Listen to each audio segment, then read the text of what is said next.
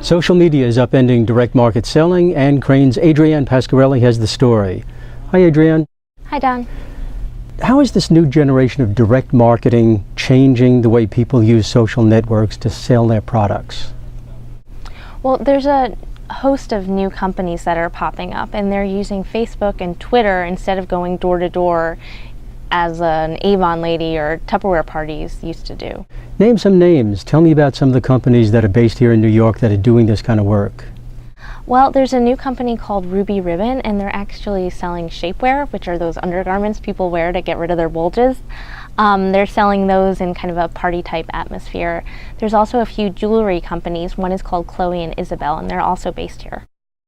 By using social networks, how is that different from, you mentioned Tupperware and Avon calling? Maybe that's something that our parents or grandparents did, but how is it different now?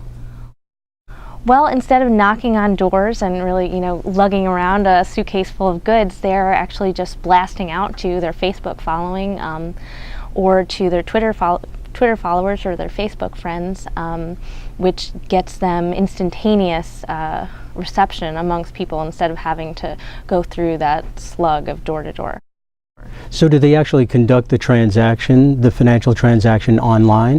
Some of it is just done online. It's only done over the internet. Some of these companies, they also have parties, and then the transactions are done online. They'll do some face-to-face, but a lot of it is just on the internet.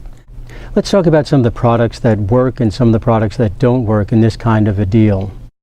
Sure. Well, I mentioned shapewear before. That's something that a lot of people would like to do in private, and maybe if you have some friends around to give you the yay or the nay on how a product looks.